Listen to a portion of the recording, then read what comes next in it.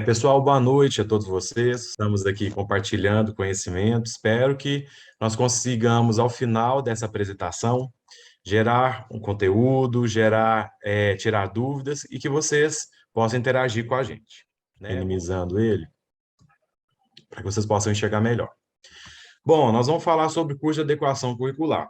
Essa questão da adequação curricular está muito presente dentro da minha formação. Eu sou formado em matemática, minha primeira graduação em matemática. Depois eu fui me especializando dentro dessa área, porque muitas vezes, enquanto professor, eu não tinha embasamento, não tinha material mesmo para poder fazer as adequações, os trabalhos que eu tinha que fazer com os diversos alunos que apareciam dentro da minha sala de aula. Porque não é só o autismo, né, que nós vemos dentro da sala de aula. Síndrome de Down, diversas síndromes, transtornos também de aprendizagem. E a gente não tem muito embasamento nisso dentro da formação docente. Hoje nós temos como obrigação curricular, dentro da formação docente, uma única cadeira dentro de um curso todo, que é a cadeira da inclusão. Então, se a gente for observar essa questão, dentro de 4 anos de formação de professores, 6 meses, uma única disciplina é muito pouco, é pouquíssimo, né? Para a gente poder organizar, visualizar e conseguir aprender conteúdos, técnicas e métodos para que a gente possa desenvolver com nossos alunos. Então, eu fui me especializando dentro dessa área, fui especializando em transtorno do espectro autista, depois eu fui fazendo atendimento educacional especializado, depois eu fui migrando também para a minha área de formação, com metodologia do ensino e aprendizagem da matemática, docência do ensino superior, psicopedagogia clínica institucional, né, psicomotricidade clínica institucional e TGD. E aí eu fui fazendo também as minhas formações complementares. A primeira coisa que a gente tem que entender, tentar analisar, os sistemas de ensino conseguem atingir os estudantes? Essa é uma frase que me permeia muito, por isso fui buscar minha formação, minhas formações. O sistema de ensino ele consegue atingir os estudantes, ele consegue atingir aqueles que precisam, porque é muito fácil para um professor ele dar aula para o aluno que está calado, fazendo as atividades, tirando as dúvidas. Isso é fácil. Agora, atingir aquele que no seu silêncio se isola, atingir aquele que na sua inquietude atrapalha a aula, atingir aquele que está dentro da sala de aula com o corpo, mas a cabeça está em outros lugares, em outros ambientes, em outras questões. Esses não são fáceis de serem atingidos. Atingir um aluno, atingir com potencialidade cada um dos nossos alunos, não é uma tarefa fácil. Para uma sala regular, né, não é fácil. Imagina para uma sala heterogênea, como são as nossas salas. Porque as nossas salas de aula, elas são heterogêneas em massa. Como assim? Todas as salas de aula, elas têm sempre algum aluno que não tem laudo, tem algum aluno com algum transtorno não diagnosticado, tem alunos com defasagem de conteúdos, tem alunos com síndromes, tem alunos com transtornos. Toda sala de aula sempre vai ter. E o papel do professor é fazer essa transposição do conteúdo a ser ensinado para os alunos que estão aprendendo. Nesse sentido, ela muitas vezes ela foi vislumbrada como um momento de que os alunos teriam que ter a socialização. Essa é a ideia da década de 90, da década de 80, da inclusão dentro das escolas. Os alunos iam para as escolas para socializar. O que é isso? Eles não tinham que aprender, eles tinham que conversar, interagir com os colegas, eles não iam aprender mesmo, para que a gente ia fazer esforço? Essa era a visão dos professores da década de 90 e de 80. Só que começou-se a mudar essa visão com a legislação vigente. A legislação veio para falar, não é essa a regra, não é esse olhar que tem que ser dado aos estudantes. Tivemos aí, remotamente, um prospecto de que os alunos não deveriam, os alunos com algum laudo, algum transtorno, alguma síndrome, não deveriam estar matriculados nas classes regulares de ensino, mas deveriam estar matriculados em classes especiais. Em nossa visão, e na visão da inclusão atualmente, isso é uma segregação escolar. Os alunos não têm que ser colocados em classes especiais. Os alunos são alunos, e eles têm que ter as suas adaptações preparadas, organizadas e funcionais de acordo com as suas necessidades. As escolas conseguem atingir os alunos? Não, mas isso tem que mudar. Essa visão do professor, eu vou tratar os alunos aqui, eu não tenho formação, então eles que corram atrás. Não existe isso. É nosso papel a formação. E a legislação é clara. O professor ele tem, sim, que se qualificar. Os sistemas de ensino têm que fazer a qualificação para os professores. E caso os sistemas de ensino não qualifiquem, os professores podem, sim, solicitar aos sistemas de ensino que paguem ali especializações, cursos, para que eles possam se aprimorar. Porque é um direito dos estudantes. Isso sem ônus para os estudantes em escolas particulares, e isso, né, sem prejuízo dos professores da escola pública. Dentro de um contexto, o que nós percebemos dentro das escolas? As escolas particulares, muitas vezes, elas têm olhado para alguns alunos como um cliente e não como um aluno. E o que acontece nessa questão do cliente? Muitas vezes não colocam um professor de apoio, que a legislação é clara, é um direito, né? Desde que, com laudo médico, desde que o indicativo desse professor de apoio, a escola tem que cumprir. E as escolas particulares, muitas vezes, para não terem prejuízos financeiros, elas fazem duas alternativas. Uma é solicitar aos pais que paguem os professores de apoio. Isso não é funcional, isso não é amparado legalmente. Não há ônus nenhum para os pais, temos que deixar claro isso. Ninguém tem que ficar pagando professor de apoio em escola particular, isso a escola tem que pagar, sem colocar valores a mais para os pais na mensalidade. As escolas particulares, quando fazem eu coloco esse professor de apoio, colocam algum estudante de pedagogia, algum aluno que está em formação ainda e não tem habilitação. A legislação ela fala de professores especializados dentro do segmento. Algumas redes de ensino, né, algumas redes de ensino públicas têm cumprido isso. Né? Dentro de Minas Gerais, né, rede de educação básica estadual, é solicitado que o professor tenha especialização em alguma das áreas da inclusão, para estar como professor de apoio. Em outros estados também acontece isso, outros não. Mas o que nós temos que começar a entender? Os nossos alunos, eles estão nas nossas salas e nós não fazemos favor algum em dar aula para eles. Eles estão ali num momento de inclusão e são como qualquer outro aluno, mas nós temos que adaptar para esses alunos segundo as suas necessidades. Eu não vou adaptar meu aluno que lute. Não existe essa frase em 2022. Isso aí pode ser criminalmente imputado ao professor. Não existe isso. Meu aluno vai ter que correr atrás de desenvolver, ele vai ter que lutar por isso. Vou dar aula para ele como dou aula para os demais. Não existe isso. Isso aí gera imputações legais, tanto para a direção quanto para o corpo docente. É nosso dever, sim, enquanto professores, fazer as adaptações, fazer a organização para que esses alunos aprendam. Se nós vamos ter que correr atrás de Secretaria de Educação, correr atrás de outros mecanismos, é uma outra história. Que nós temos que trazer também os pais para dentro dessa luta. Porque a luta do professor é uma luta vazia, muitas vezes, dentro da sala de aula. Porque os pais, muitas vezes, não brigam junto com o professor pelaquela melhoria. Eu percebo isso muito visitando escolas, muito dentro da minha atuação enquanto psicopedagogo dentro das escolas. Eu percebo que muitos professores querem fazer a diferença, mas os pais, muitas vezes, não vão junto com os professores. Porque a cobrança do poder público vem dos pais, não é dos professores.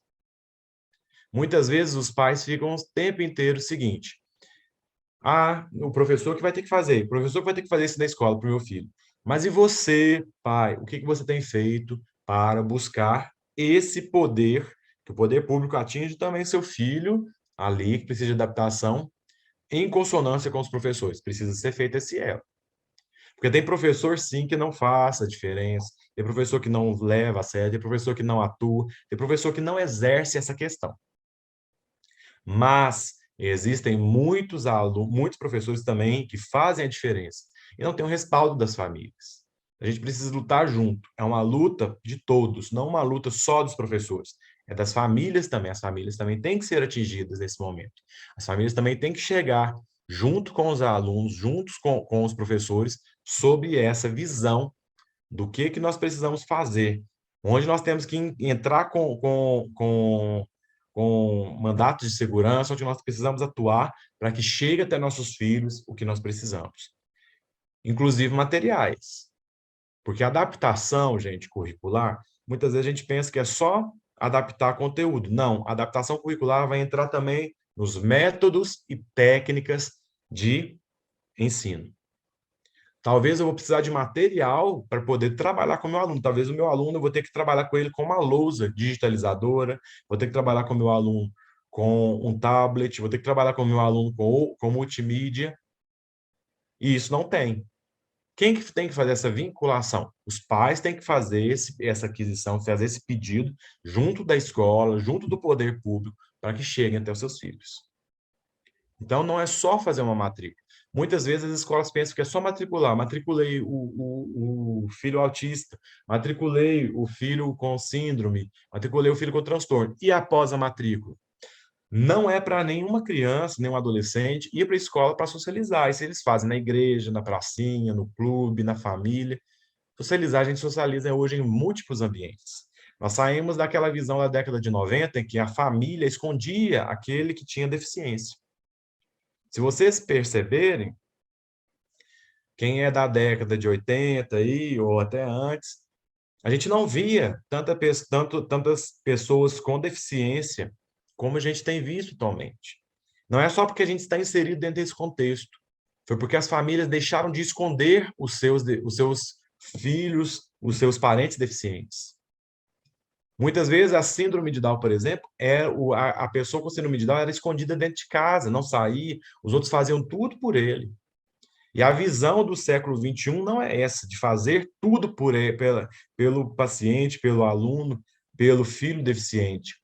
É dar asas para que ele consiga executar por conta própria as suas habilidades necessárias para a vida. Essa é a visão do século XXI. E a visão da escola, muitas vezes, ela tem ficado relegada a quê? A dar o conteúdo igualzinho dá para os alunos, dá para todos os alunos. E não é essa visão do século XXI que a gente tem que trabalhar. Muitas vezes, o conteúdo que é dado para um aluno do ensino regular é dado também para um aluno dentro do processo inclusivo das escolas. Não é dessa forma que a gente trabalha. Cada um tem uma função, tem uma funcionalidade. E aí nós temos que visualizar a legislação. O que a legislação ela fala para a gente sobre adaptação curricular? A Lei 8.213 de 91, ela é a que vem lá pincelando sobre o processo inclusivo dentro das salas de aula.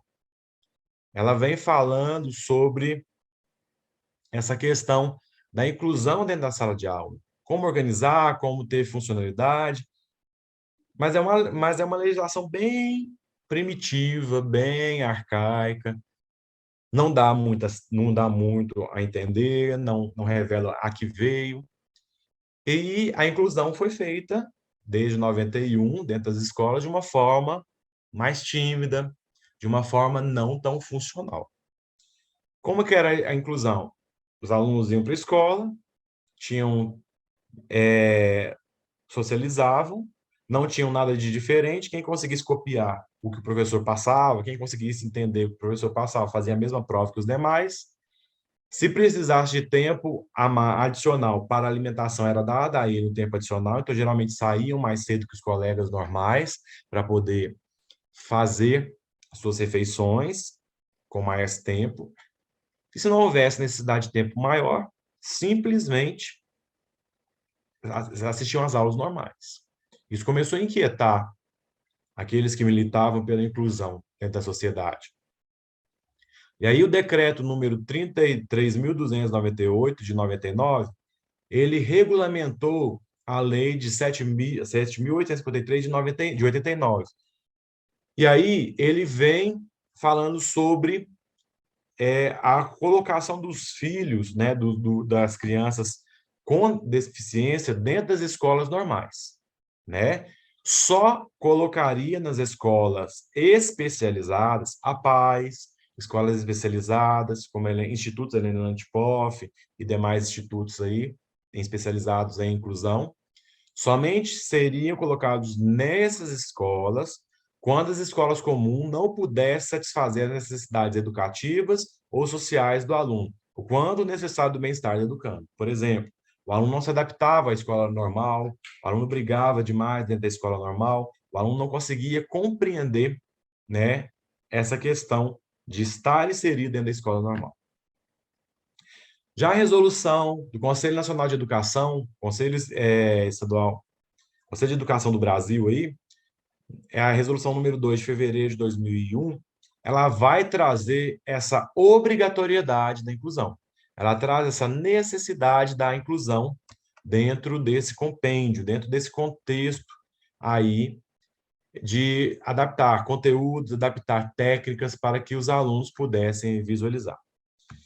O MEC, ele lança, né, esse livro aqui, que eu vou deixar depois aí no chat para vocês, as diretrizes nacionais para a educação especial na educação básica.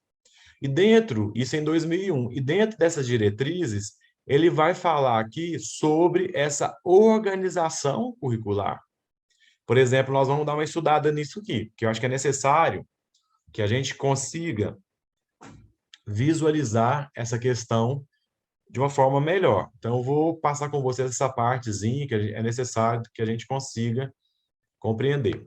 Mas antes que eu esqueça, ó, eu já coloquei para vocês aqui no chat o link desse livro para que vocês tenham acesso, tá? Tá dentro do chat aí.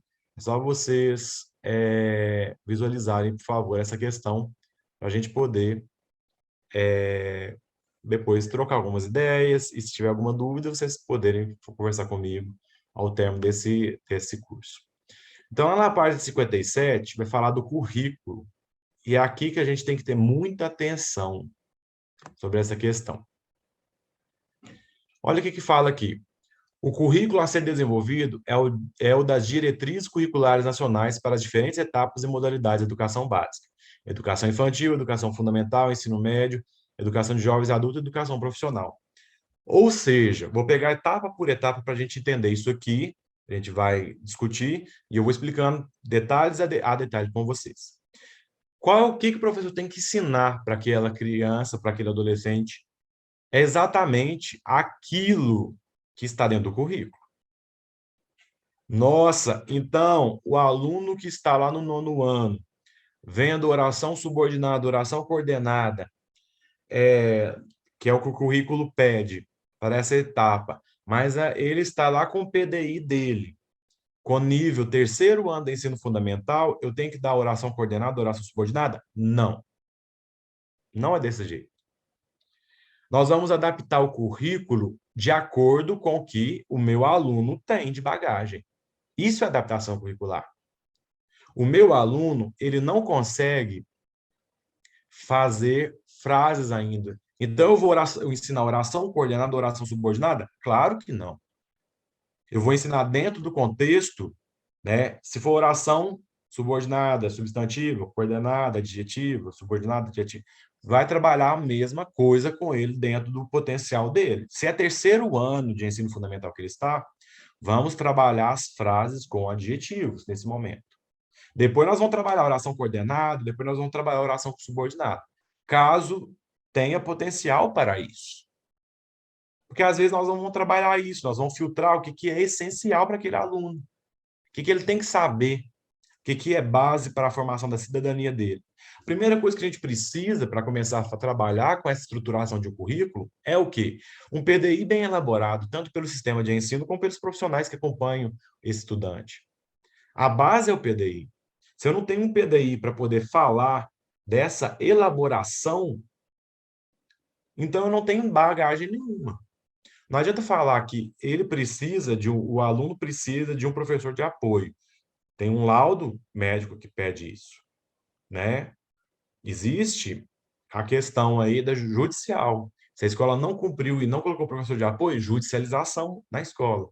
Quem responde? O gestor do sistema de ensino, ou seja, o diretor. Se o professor não adapta, se o professor não faz essas questões com os alunos, quem responde por isso? O professor e o diretor. Porque o diretor é o gestor do sistema de ensino. Cabe a ele e à equipe de supervisão pedagógica cobrar da sua equipe, cobrar dos professores essa adaptação curricular. E se não acontece essa adaptação curricular, é processo de judicialização entre os gestores e os professores. Então, tem que ser feito. Tem coisa, gente. Eu fiz muito curso quando eu trabalhava no sistema de ensino estadual de Minas Gerais, e as inspetoras de ensino elas falavam sempre uma frase, que a gente tem que ter isso em mente. Lei, a gente não questiona, a gente cumpre. É direito do estudante. É legislação que dá embasamento para isso. A gente não vai discutir, não. Eu acho que ele não tem que ter adaptação. Eu acho que ele tem que correr atrás. Eu acho que ele tem que buscar essa questão. Não. A legislação é clara, não é ele. É nós que temos que fazer. Então, cabe a nós fazermos essa questão. E aí, o que, que nós fazemos? Nós trabalhamos esse conteúdo com o nosso estudante. Nós vamos desenvolver nele o que ele precisa naquele momento. Por isso que o PDI tem que estar em dia, tem que ser um PDI contínuo, né? Eu oriento sempre as pessoas, quando vão fazer o PDI, eu sempre oriento para todos, para que façam o PDI. Sempre pensando na questão de colocar na nuvem e esse PDI ficar sempre dentro de um e-mail da escola para ser levado para o ano seguinte, para que os professores do próximo ano tenham acesso ao desenvolvimento daquele aluno, para que os professores do próximo ano tenham conhecimento daquela vida egressa daquele aluno, para que eles possam compartilhar e compreender como é o desenvolvimento desse aluno, para que fique mais fácil essa transformação. Então, a escolarização formal, principalmente na educação infantil e nos anos iniciais do ensino fundamental, vai transformar o currículo escolar em um processo constante de revisão e adequação. Gente, não é só falar assim, olha, meu aluno não sabe, eu estou dando oração subordinada. Vou deixar meu aluno aqui fazer desenhando. Isso não é adaptação curricular. Se o seu aluno não tem potencial para fazer oração subordinada, então você pode trabalhar com ele as orações usando adjetivos. E aí você vai adaptar para ele essas orações. Eu fico muito insalubre quando nós chegamos nas escolas e nós vamos olhar o que, que os professores estão fazendo com os alunos e, por exemplo, na aula de matemática ele está colorindo uma figurinha, colorindo um desenho do Naruto, do Pokémon. Isso não é adaptação curricular, isso aí é um bilhete que o professor dá ao aluno e fala o seguinte, eu não vou te ensinar, você não vai aprender, não incomode a minha aula com os outros colegas, colore esse desenho. É isso. Essa é a frase não dita aos alunos, mas é isso que acontece. Nós estamos negando o direito da educação para esses alunos. Isso não pode acontecer. Se o meu aluno, aula de matemática, está dando conjunto dos números naturais para esse aluno, mas esse aluno não domina as operações básicas, as operações aritméticas básicas, eu vou trabalhar com o meu aluno o conjunto dos números naturais das operações básicas. Qual operação básica? Aquela que ele consegue fazer nesse momento. Então, vou ensinar para ele ele sabe com um dígito, eu vou ensinar com 2 dígitos, com 3 dígitos. Vamos puxando esse aluno para saber, para fazer o algoritmo. E não é, por exemplo, na aula de ciência, estudando reino vegetal, e põe um menino para colorir uma árvore, para colorir uma, ou fazer bolinha de papel, né, crepom, e pregar fazendo uma árvore. Isso não é adaptação curricular. Isso aí é um cerceamento da educação para esse aluno. É nesse sentido que nós temos que ficar muito ligados, porque nós temos que ver o que que o nosso aluno aprendeu, fazer uma revisão se ele precisa de algo mais e partir para frente, fazer adequação para frente. É isso que é adaptação curricular. Os métodos, técnicas, recursos educativos e organizações específicas da prática pedagógica, por sua vez, tornam-se elementos que permeiam o currículo. Ou seja, isso aqui, ó, é o que entra nessa parte aqui que eu friso agora para vocês aqui, ó, é aonde nós temos que frisar e entender muito bem esse texto aqui. Para quê? Para que a gente consiga visualizar o que que fala isso aqui. Isso aqui está falando o seguinte: numa rede pública, se eu preciso de recurso educativo, eu tenho que ter, seja tablet, seja kits por exemplo, o Livox, que é um sistema para que o aluno consiga, através de imagens, né, um sistema que ajuda o aluno a se comunicar. É um exemplo, existem outros softwares, outros aplicativos também, mas eu vou dar exemplo desse, que é um dos mais conhecidos no Brasil. Então, se o meu aluno é não verbal, eu preciso desse recurso na sala de aula. O poder público é obrigado a mandar para a escola, é isso aí. O poder público é obrigado a colocar na escola. O sistema de ensino privado também é obrigado a ter. Aquele aluno é da escola, não é da sala. Então, a escola também tem que ter esse sistema, essa comunicação alternativa para esse aluno. Então, o que o meu aluno precisa, eu tenho que colocar. Se o meu aluno precisa de uma mesa diferenciada para que ele possa escrever, eu tenho que fazer essa mesa diferenciada. Isso serve para os cadeirantes, né? Os cadeirantes têm que ter uma mesa adaptada para eles. Muitas vezes era colocado qualquer mesa. Eu já vi coisas assim, até bizarras dentro de escola de aula. Não tinha mesa para o cadeirante ficar, pegava a mesa do professor, encaixava no cadeirante. Às vezes a mesa era muito alta, o aluno tinha que ficar com a mão arqueada para escrever. Não é isso, tem que ter a mesa apropriada. Existe a dimensão para dentro da cadeira, existe tudo regulamentar para que possa colocar, né? E isso é fundamental para que a gente possa fazer essa adaptação curricular com excelência, com funcionalidade. O currículo, em qualquer processo de escolarização, ele transforma na síntese básica da educação. O que que é isso? Isso nos possibilita afirmar que a busca da construção curricular deve ser entendida como aquela garantida na própria LDBEM. Hoje é Lei, Diretrizes e Bases da Educação Nacional, né? Complementada quando necessária em atividades que possibilitem ao aluno que apresenta necessidades educacionais especiais ter acesso ao ensino, à cultura, ao exercício da cidadania e à inserção social produtiva. Quero frisar isso aqui muito com vocês. Adaptação curricular, gente, não é só adaptar o conteúdo que o meu aluno está fazendo, é também a adaptação social da escola. Muitas vezes eu percebo em festas juninas, os alunos que precisam de adaptação, eles não é feito essa adaptação com eles, para que eles possam participar da festa junina, para que eles possam participar das apresentações da escola. Estamos negando também o acesso à cultura para os nossos alunos dentro das escolas. Esse exercício da cidadania, né? O aluno ele tem que ser instigado a requerer o seu direito, a requerer os seus direitos, requerer suas obrigações, requerer suas necessidades, para que todos possam exercer a sua cidadania.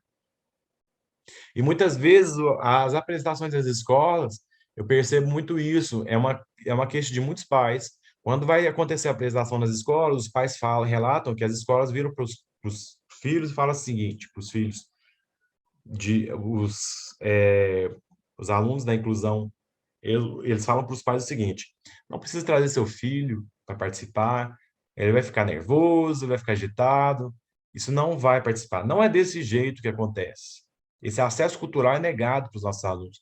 A pergunta, primeira coisa que tem que ser feita aos pais é a seguinte: você gostaria que seu filho participasse com a gente? Ele precisa de alguma adaptação que a gente possa fazer para ele participar? Ou ele não tem interesse? Como que funciona isso para vocês, família?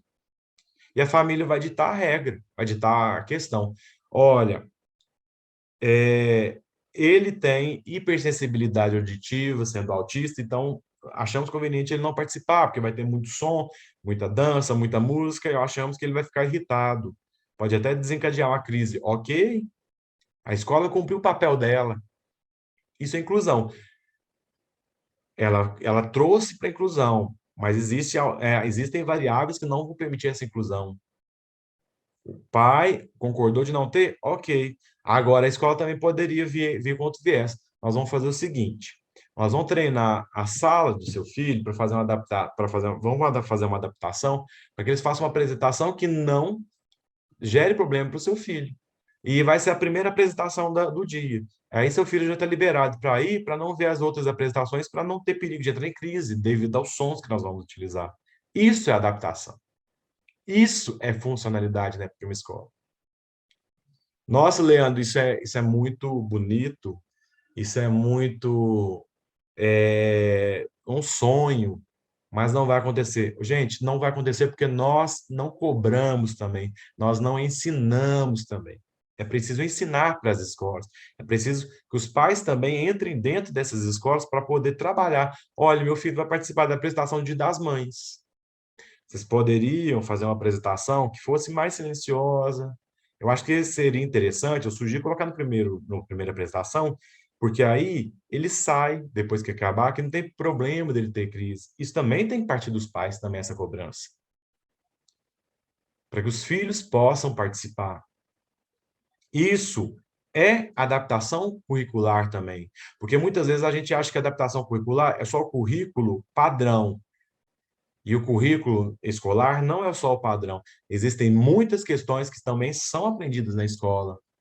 Por exemplo, a convivência da cidadania, a convivência social, o exercício da cidadania, a inserção social produtiva, tudo isso é ensinado dentro da escola. E muitas vezes nós negamos a esses estudantes. Lá no artigo 5 da LDB, ele vai falar o seguinte: o acesso ao ensino fundamental é direito público subjetivo, podendo qualquer cidadão, grupo de cidadãos, associação comunitária, organização sindical, entidade de classe, outra legalmente constituída e ainda o Ministério Público acionar o poder público para exigi-lo. É nessa brecha aqui, gente, que nós vamos entrar dentro da legislação para exigir formação para os professores, para exigir conteúdos, para exigir materiais para que tenham acesso, para que essas crianças, esses adolescentes tenham acesso ao ensino.